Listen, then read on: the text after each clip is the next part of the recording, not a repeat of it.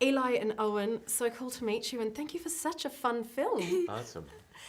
With your back catalogue, Eli, Yes. this isn't a film I thought you would take on. Why was this one that you went, no, you know what, I want to be a part of this one? It's weird. A movie like this has been in my head for some time now, and I've always wanted to. I think I had some other issues to work out on film, and I love challenging myself, and I really wanted to make a film like my favorite directors, Terry Gilliam and Tim Burton and Stephen Spielberg, and I thought, what if I could...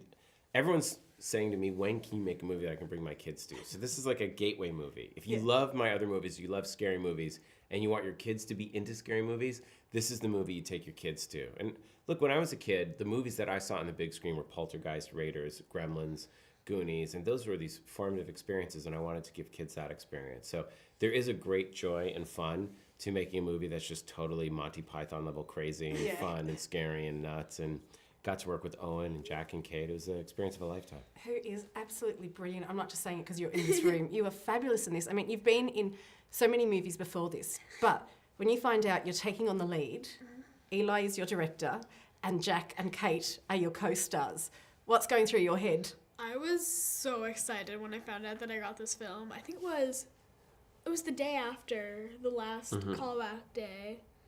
You flew to LA. Yeah, I flew to LA to do the little chemistry read with Jack and everyone.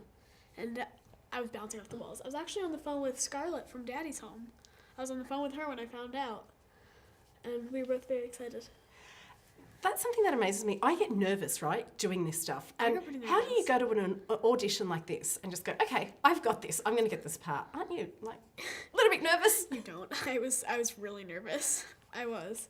Well, he's good at hiding it. Yeah. And there's a part of the character that's sort of shy and and the thing about Owen is he's very funny and he's very good comedic timing. So we needed someone that could, hold their own comedically with Jack and Cate, but also dramatically. He's a superb dramatic actor. Thank you. And just brings really, really, really great energy. And we just had fun. And that's what I liked about Owen is you might have been nervous, but you also have a fearlessness about you, which I think the character has. Yeah. And he just will go right at them. There's no thinking, the way we would think, oh my gosh, it's Jack and Cate. Owen's like, yeah, it's Jack and Cate. What's the big deal? Do you know what I love? Anytime, it doesn't matter what I'm about to see, when I see that Amblin logo, I just get very excited. And Amblin really want to go back to what they had in the 80s. So when Stephen Spielberg comes up to you and says, Eli, you really did it. You really made a true Amblin film. What are you feeling?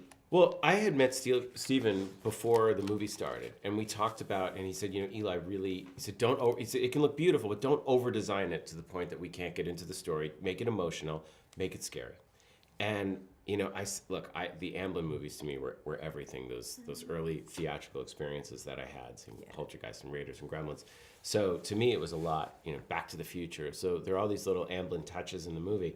But when Stephen called me and he's like, it's just wonderful. You really did it. Everything holds hands with each other. It's all of a piece. And he said, you're really carrying the torch. He goes, it's not mocking or imitative of anything before it, but it stands alongside those Amblin greats. He goes, you're really, really carrying the torch. I was like, oh my God, I almost wanted to burst into tears. Good thing it wasn't in person because I was kind of tearing up when he was telling me.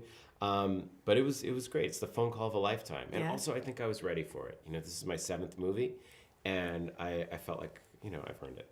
Yeah, well, you have. And I do love that it has all of that traits. And like a great Amblin movie as well, there's little messages going throughout it without hitting you over the head. And I love the whole thing about being, I don't know if I can even say it, indomitable. Thank you. I don't know how you kept saying that over and over. When do you feel at your most indomitable, when you can say the word? I got fired off a movie in 2015. And it was one of those moments that had never happened to me before. And it was a huge movie, and it wasn't for any reason other than I hadn't done a huge movie before. And I thought, oh my gosh, well, there's 2 choices. I can really come back and show what I'm made of, or you can let this defeat you, or you go, no, I'm going to come back even stronger. And I feel like I did. In the time that I would have made that one movie, I've made 2 movies. Wow. And I feel like the other movie that I did before this, Death Wish, really got me kind of back in the groove to make House of the Clock and its Walls. And this is really the one. This is truly my personality. What about you, Owen? When do you feel indomitable? When I'm on set with a bunch of great people that are so nice to me and everyone else, it makes me feel really indomitable. I love it. Is this going to be the start of a new franchise, or is this it? Well, that's up to the people. It's up to the viewers at home. I mean, if people come out and see it, we'd love it to be. Well, I hope so. Thank you so much for spending time with me. Thanks for the film.